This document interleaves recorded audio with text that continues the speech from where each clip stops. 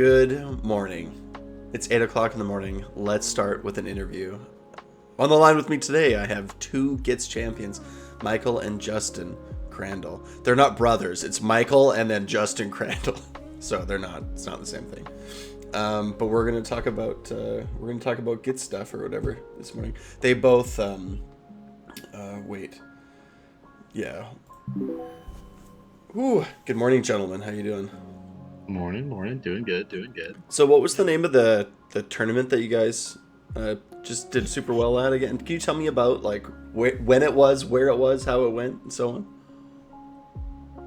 on? It was held over in South Bend, Indiana. So I think it was it just called South Bend, Justin?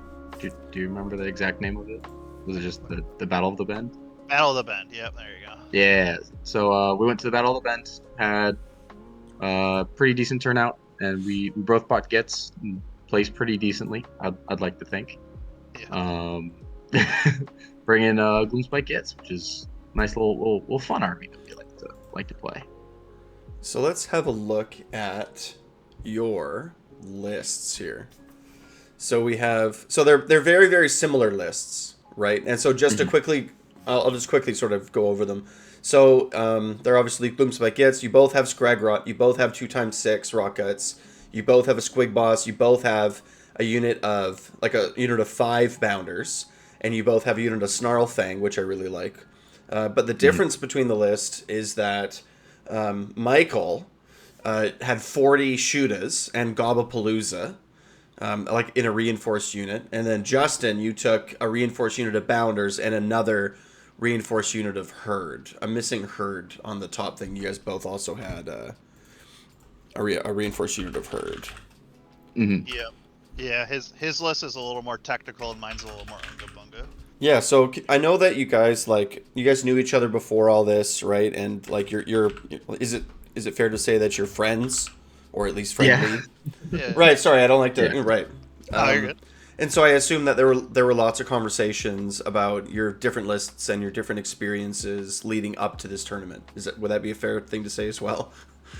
Yeah, I'd say so. Yeah, we talked about it for sure. Yeah. So can you tell me about like what kind of things that you definitely agree on for these lists? Because there's obviously going to be differences in personal play styles and stuff, but like what are the real like foundational parts of this list that you both really came to be in alignment with?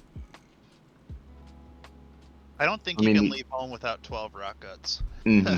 Yeah, that's the easy answer. Right. They're just so insane. Nothing kills them. They do pretty good damage. If they spike, they do insane damage. Mm-hmm. Yep. Just having something that's damn near unmovable, just sitting in front of the rest of your army, because most of the rest of your army is like 6-up saves and just dies to a stiff breeze. Yep. Having that one thing that can just lock down a section of the board and just control it like reliably, it's hard to leave home without. Yeah, Rock Guts are good. Yeah, Mm-hmm. It makes your the shooters in your list way better because it's so hard to get to them with the everything that's in the way. Yeah, with the rockets that are in the way, it's just too many. Yeah. Very high quality wounds. Mm-hmm. And then the necessity of having Squig Herd, just to have any spurt of damage to just be able to be like, oh, I need something to die. Yep. Just being able to be like, oh, they're most likely crit mortals. They're fast enough to get where you need them, and then they will delete a target. It's hard to leave home without at least one squad of Squig Herd. Yeah, they're a lot flimsier since last edition, but like being able to rally them makes it a lot. It adds a lot back. You can just put the herders back in and then activate it. So like even in our games, like when we play each other, we actually play each other at this event. Like I picked off most of the squad of Squig Herd, and then he's like, okay, cool. I leave my 4 herders alive outside combat, and then he brought back like 12 squigs, and I'm like, damn, this unit's back at full strength. I did nothing. Yeah, the amount of recursion in the army is very. Would you say that like Rock Guts and Herd, like I kind of feel like they're S tier right now, both of them. Oh yeah. Like it's like an auto include. Yeah. And I think uniquely so. Do you think that there's any other unit in Gitz right now that is at that S tier? I don't think so. Like, I think everything else you can kind of pick and choose. I think the only thing like you could make an argument for it'd be the Gobbapalooza. If I like, you're like, what's the unit that's in every list? And like, they get really close for me to making to that auto include level. But like, you can like in Justin's list, like he didn't bring them because like there's nothing that really they benefit. So like you could get away without them, but I think they're the closest unit to that level. Tell me about Really close. yeah. Tell me about Scragrot. He's really good, but I think he's kind of shoehorned into being mostly picked just because he lets you play everything. I think Sure. The list construction rules Yeah. kind of forced him into being there. And in the manifestation one meta, is good. right? Yep. Yeah. Choose casts, one drop, like that's a thing. Yep. Yeah, he's super powerful. His War Scroll spell's really good. Very good. But yeah, I think it's really more the list building considerations that kind of force you to play him. Yeah, like the ability to put in things like Snarl Fangs because there's no Get Mob heroes, so they can't go in anyone else's regiment. Right. He's more of like a pick for other pieces because like in both of our lists we didn't bring any troll heroes, so normally you can't bring trolls. Yep. And Scragrot fills that void and also lets you take Snarl Fangs. Like he's just access. Yeah. More than like he's still powerful, he's still good, but he's more of an entry point to bring in other good things. I think Scrag is better than Trug, and I think Scrag is better than the other, the Trog boss. Mm-hmm. I think Scrag is definitely better than both of those guys. Like, firmly better. And he's, like, cheaper. Yes. Right? Like, he's cheaper than both of them. Yep. So I'm able to get access for less points and get a wizard and control him in. Yeah. Like, I don't... He's Trug doesn't doing impress enough me. Yeah, no.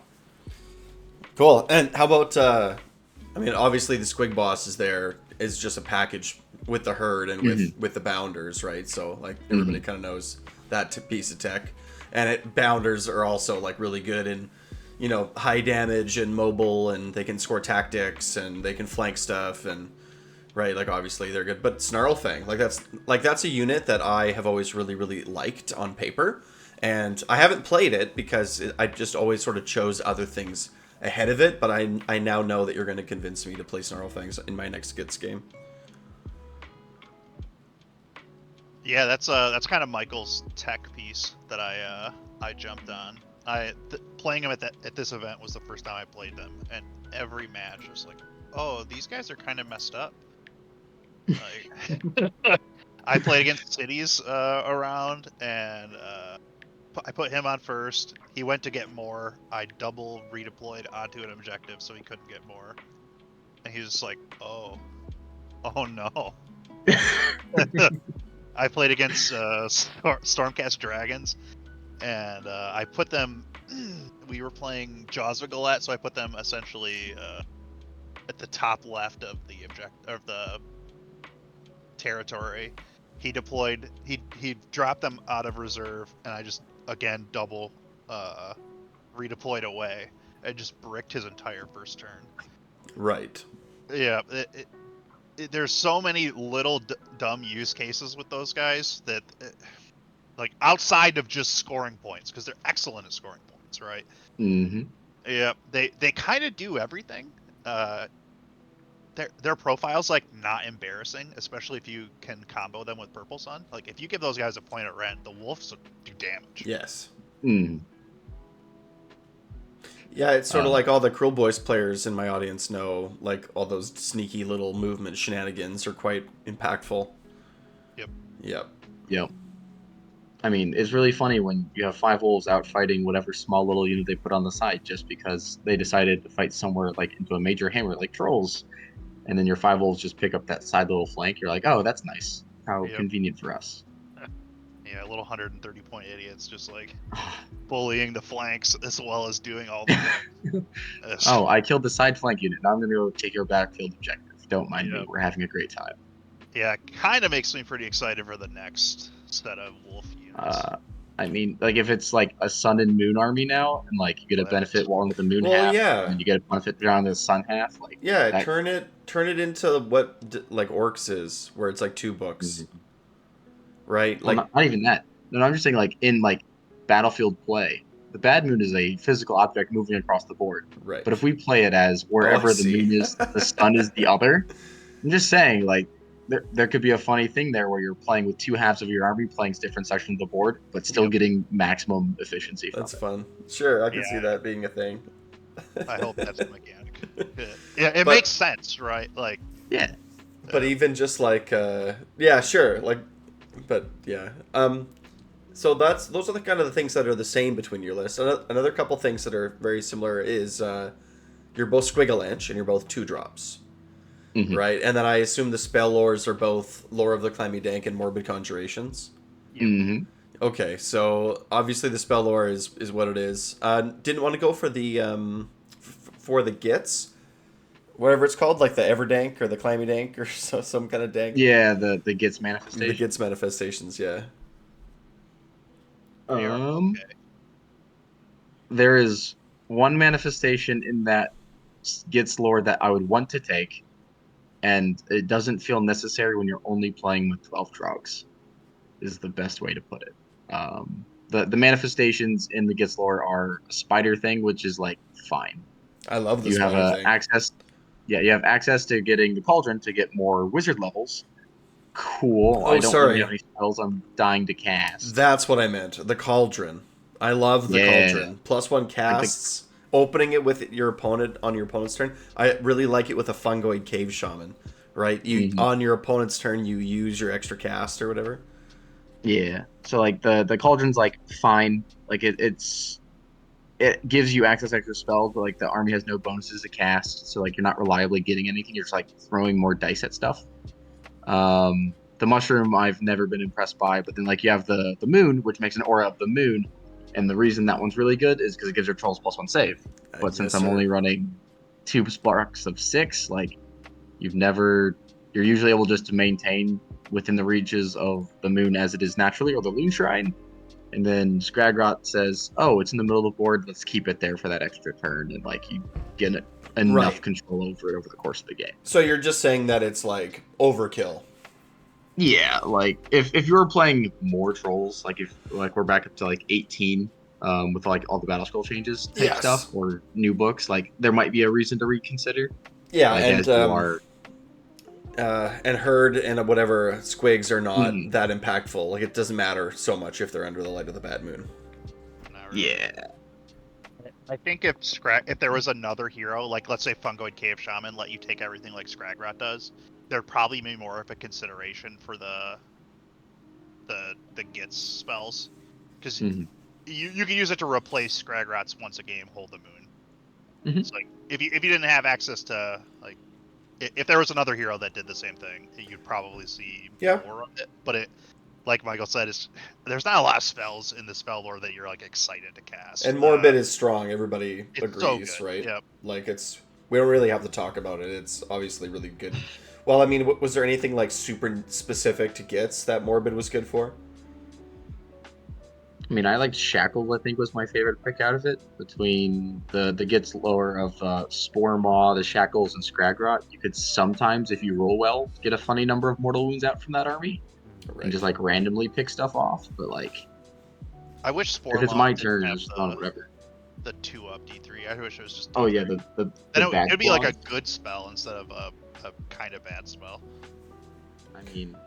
I've never been upset to get Hero Phase Mortal Wounds, but yeah. Sure, I've already had to cast the spell, have it not get unbound, to have it maybe do something is always a feel bad moment. It's a lot of hoops to jump through. Sure. So, Michael, tell me about your Shootas and Gobbapalooza. Well, Gobbapalooza gives me an extra wizard. Another difference between our list was actually, I believe, our command traits. I took extra rallies, and then I believe Justin took the Squig Wasp being a wizard, so it kept us on the same number of casts, even though I took a different command trait. But Gobbapalooza have the funny ability to either shut off commands, so you can make a unit not all at defense, stop them from redeploying, countercharging if they're within 12, if they get their no-what's roll, which can be very powerful. But what I was doing most of the time was giving Shootas extra Rend, because the benefits of Rend did not say it affected shooting. It only affected melee. It affects shooting as well. Yeah, it's and then just you go something on... we haven't looked at closely, right? Anyway, carry on. Well, Yep. I mean, if you look at Shoota's profile, you're going to be very unimpressed. It's like 4s and 5s, no rend, 1 damage, but it's 18-inch range. And when it gets rend from the Gobbapalooza, and you're rolling 81 attacks, your opponent begins to think otherwise. When you say 81 attacks heading your way, they're like, oh crap, that's a lot of dice. Even though it might only do like 6 damage or whatever. Like, it just changes your opponent's perspective when you're rolling that much dice at them. So it gets really funny when you add in priority target to shoot us. Yeah. So Michael and I both played it. We played against each other. I think it was round 3 at that event. I think so. I put my shrine in a pretty aggressive place and gave him turn 1, and he shot my shrine off the board turn 1 with Shoota. Mm-hmm. It's like that's a ton of damage into a 4-up save with a pretty bad unit, right? Uh-huh. Yeah. I paid like 300 points for this unit, and then he didn't have a Loon Shrine, which gave me a distinct advantage for like the rest of the game. Yep. Yeah. About turn 3, it was like, oh no. My no volume kidding. is so much lower than his volume now. Yeah. Like we even talked about it like immediately after we did it. We're like, this just got really bad for me. We're both like, yep, yes it did. Yep. So if we actually look at the numbers, so this huge block of Shootas against like a 4-up save is going to deal 7 damage, which is super underwhelming, right? But then, like you said, when you add in that rend against a 4-up save, we go up to 9 damage, which is a little bit higher. But I think, as what you were saying earlier, is that a lot of the time it's going to be against things that have low saves, right? Because you're primarily using them for screen clearing. Is that am I correct in remembering that? I don't even know if that's always necessarily true. Like against Magmadroth, I was just gonna start chipping away at them. If your opponent has to roll dice, like it scares them when it's a weight of dice. It just does an expected amount of damage. Did you ever use all out attack? Like, is that a yeah? So well, yeah, that's the most efficient command point I can spend. If I'm spending it on 81 attacks, I'm gonna get the more consistent extra hits through. Versus if I do it on the trolls, I might not roll any 3s to hit with the rocks. So like, right. The number of times I'll attack my trolls was like maybe once during all of my 5 games. But like my Shootas, I would be doing like every other turn, probably all attacking for some reason. Probably not covering fire. No, I did covering fire too. But probably less often, right? And more like it's free damage. If I have an opportunity to roll dice at my opponent and make them spend an all-out defense because I'm rolling 81 attacks, I feel like that's a win for me. Right. Commands are kind of weird in Gitz, where like you're really bad armor save stuff.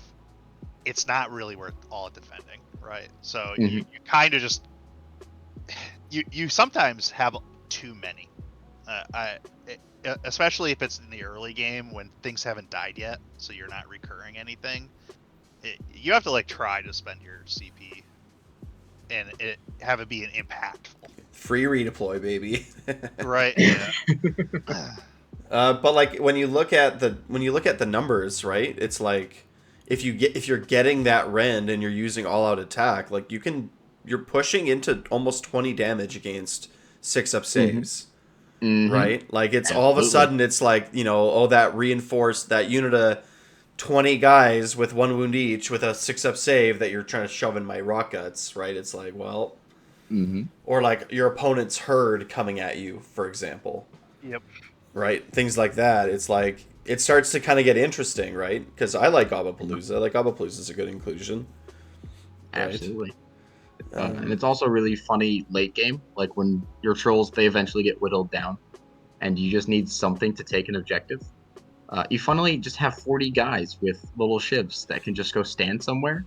And if their units are all just like whittled down, they're not going to be able to just move 40 bodies like easily because they've already committed so much resources usually to fighting trolls and everything else that I've been putting into them. Especially not at -1 to hit. Yeah, like if they're putting infantry into them, I'm like, aha, you hit me on like probably 5s now. Yeah. Suffer. Right, because they have the nettas or whatever. Oh, it's a bad ability, but sometimes it's weirdly helpful. Yep. Right, like as an orc player, it's like that sucks. I go from 4s to 5s, like that's brutal. Mm-hmm. Like I'm not clearing you, Nope. unless I'm playing Cruel Boys, right? Unless I'm doing Mortals or something, then maybe. But I see your point. Elite damage doesn't kill you guys, so you don't run into that same sort of problem. Cool. Yeah, I mean, okay, and Justin, like you're obviously not, like you decided to go a different route. Yeah, I've kind of been playing double Squig Herd kind of since 3rd edition, since the book came out. I like the ability to be able to just kind of push, and you become the question your opponent has to answer. Right. Of how do I deal with this?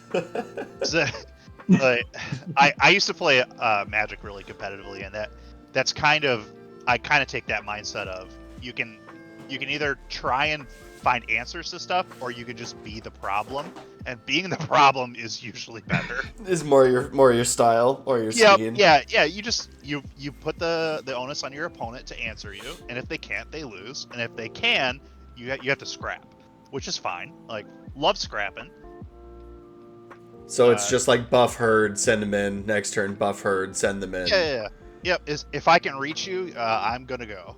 Yeah, it's spreading out, taking the flanks, right, with bounders, right? Snarlfang on the flanks. So I assume Snarlfang's on one flank, and then the 5 bounders are on the other flank, and then the 10 bounders are gonna like shark around the table looking for whatever. Yep. Yeah. Anything they can easily low risk kill. Yeah, I'd say that meat lists are definitely fun. Did you consider playing Kragnos at all, just by chance? I don't own one.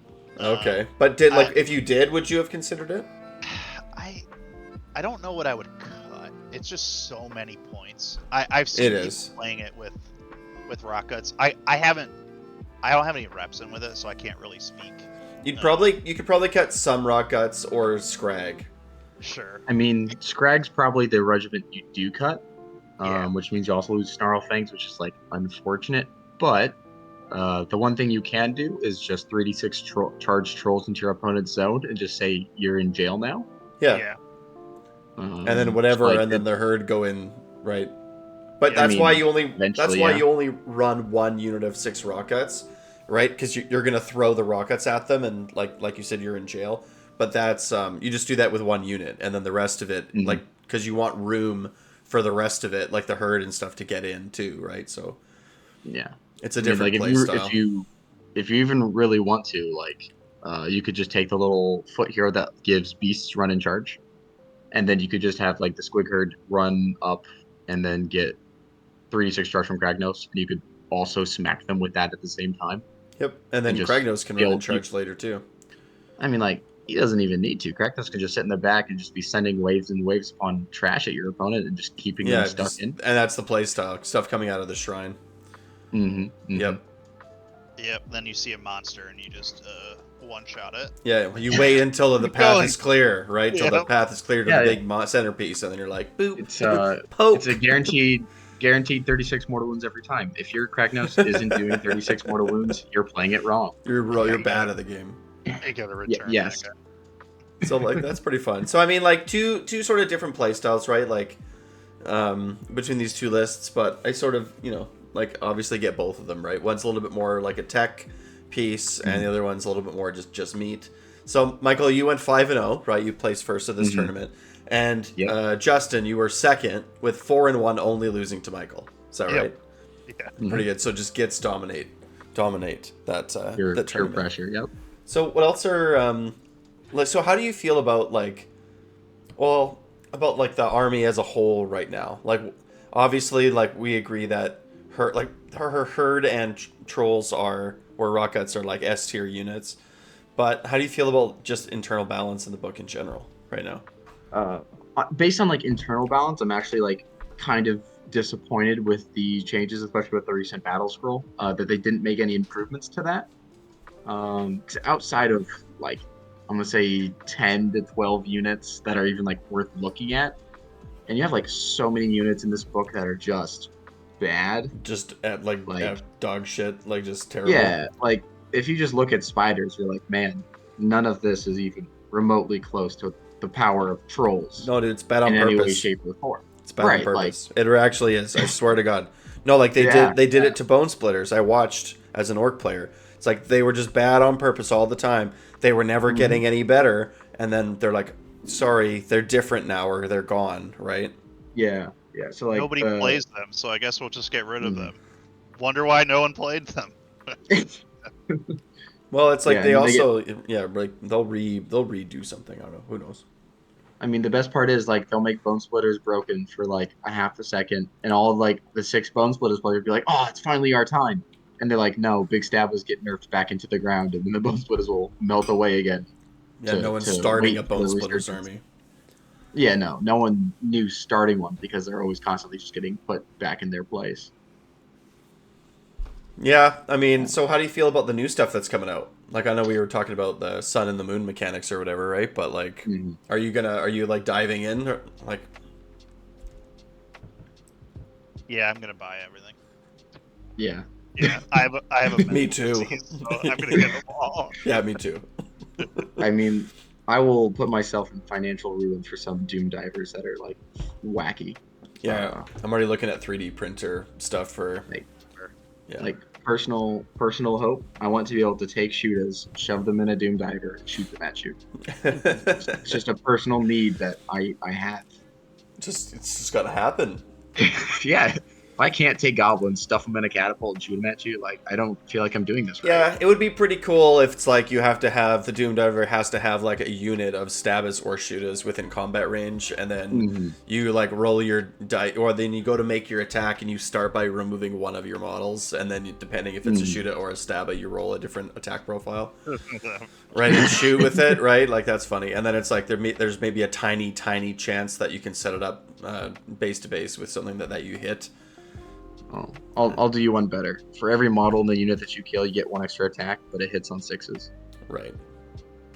Kabam. I will throw 40 Stabbas in this bad boy to give it 40 attacks. Let's go. Pew pew pew. I just hope the chariots are good. That's really what I'm hoping for. Just a really good speed piece that I guess they explode when they die. I think that's what the article is saying. I mean, are you ready for the saddest part? Because all chariots have always been bad. They're terrible. Very I don't understand. They can't ride a chariot properly. One day. I think it'll be fine. Yeah, I hope so. Well, I think there's a lot of options, right? Because like we have a new wolf cavalry, a new wolf hero. There's the Doom Diver catapult, so that's super interesting as a ranged unit. We also got the chariots, and then there's another kind of chariot, isn't there, with like a wizard on it or something? Yes. Yep. And am I missing anything? Is there like there's a boss chariot guy, right? There's the boss guy on wolf, chariot, just standard chariot, wolf chariot, and then Doom Diver, I think, was the entire. Yeah, but there's like a lot, right? Yeah, so there's a lot of stuff in there. Something's gonna be good. I expect it's just the heavy wolf cav. If I'm putting my money on what unit in there is going to be most likely to be the best, probably the whole wolf cav.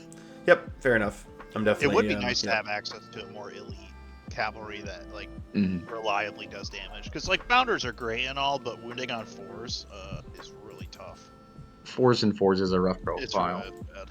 Well, I mean, when you get them going, like, you can get them to like 5 attacks each, and then your attack damage goes from doing 10 damage to 50 damage. Yep. And you can't rely on it. Is the unfortunate. Yeah, that 4 is forced to hit. I mean, destruction as a whole right now is just speaking about things that unites destruction armies. Did you guys watch that Haywo video where he was saying that we should do like death and life, and destruction should just become life? It is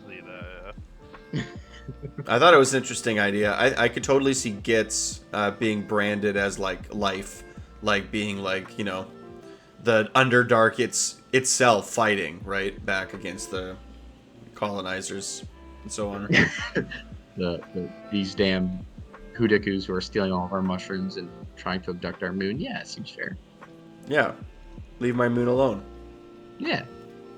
But yeah, I'm super pumped. I think it's going to be good. What changes would you like to see to the Gitz book now? Like, if you could make like some non-specific changes.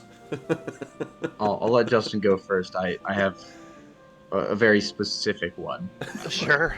God, man, that's tough. I wish the Mangler Squigs were good. I think that's really the biggest thing. They're like one of the coolest models in the game, and their rules are terrible. Even at the new points, I don't think they're playable, which is a real bummer. Like, maybe you take the non-hero one and try and do the give it +1 to hit all the time, but I don't think it's good enough still. I mean, if you want to talk about one of the biggest downgrades from the 3rd edition to 4th edition, the Loon Boss on Mangler Squig has to be. Oh yeah. So I was so pumped playing that in 3rd. I had a great time. Yeah. Turbo Squig is my end of 3rd hurrah. Like, that man was able to go 40 inches across the table in a game and kill everything. Like, that man was amazing. And they just took it all off him. I'm like, I don't know what this man does. He's a total shadow. Yeah, it doesn't know what it does. Hey, Michael, your mic is like coming in and then out, and nope, right. Yeah, I knew it was something mechanical. But yeah, like, he was super fun. I was having a great time with him in 3rd. Yeah, it's really too bad. Like, give Ball and Chains some Ren. Well, maybe. Just make it good. Yeah, The way it worked before was fantastic. It would like jump in, bite you, and then bounce away. Like, that's what it should do. It should be annoying. Like a big, bouncy, rolly meatball moving around the battlefield. Like, that's what it should do. Yeah, the old expensive, flimsy, no damage piece is not good. Who would have guessed? Yep. And maybe it's okay that it doesn't... Yeah, it just needs to fight and then bounce away. That's all. It should just be on its war scroll. Fight, and then it should be its rampage. In the combat phase, after it finishes a fight, it just, on a 2-up or a 3-up, it just leaves. We just have to go to England, make Matt Rose play one game with just Mangler Squigs. Well, again, maybe maybe they're refreshing the line, right? So it's like, phase stuff out, have nobody buy new versions, and then sell them like something that's... What do you mean? Mangler Squigs are glorious new models. Like, these things are... They are like one of the most popular models in the game, too. Right? They're like famous for how good they look, yeah. Yes. So, like, there's also that consideration. Yeah, I think that's the biggest thing I would change, is make those guys good. Maybe make the Loon Boss on Giant Cape Squig have like a real identity. +1 to hit on bounders is like fine. I really like that model. I wish he was better. Yeah, I've put him in list, but he usually doesn't make the cut eventually. Right. Well, with a big range like Gitz, I feel like you just sort of play whatever's good and fun when it's good and fun. Pretty right? much. And that's it. So right now, for example, Kragnos is good. So I've been playing Kragnos a lot because he has never been good. And he probably will be bad in the future again. You want to know why he's good? He hits on 3s. He hits on 3s. That's why he's good. I like him. I like playing him with Fanatics, where you just like yeet Fanatics at your opponent. That's always a lot of fun. You can get really sneaky with like teleports, right? You teleport in your unit of Shootas, I guess, and then you dump out 2 units of Fanatics.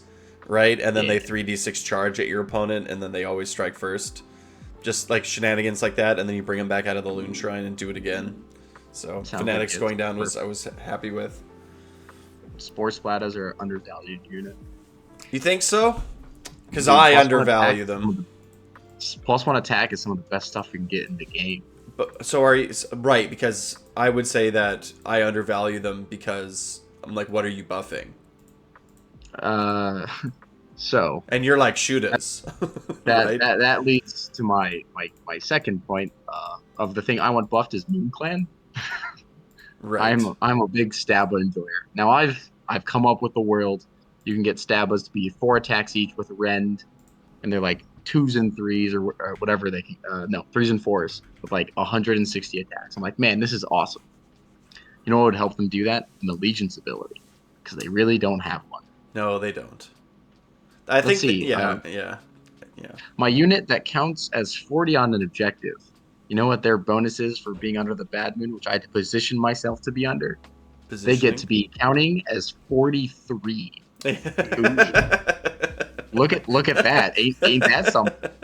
Like, I've never thought about it that way. It's like, ooh. like okay. Now so, I finally have more than you. right With my now, 43. now I outcontested. We did it. Like if you're looking at that side of the book, the only thing the moon helps is your small foot heroes and support units. It makes them good at objective control. It doesn't actually help the core of the army. Yeah, but to be do what fair, it's supposed to be doing. I think you're crazy for wanting to play that many Stabas.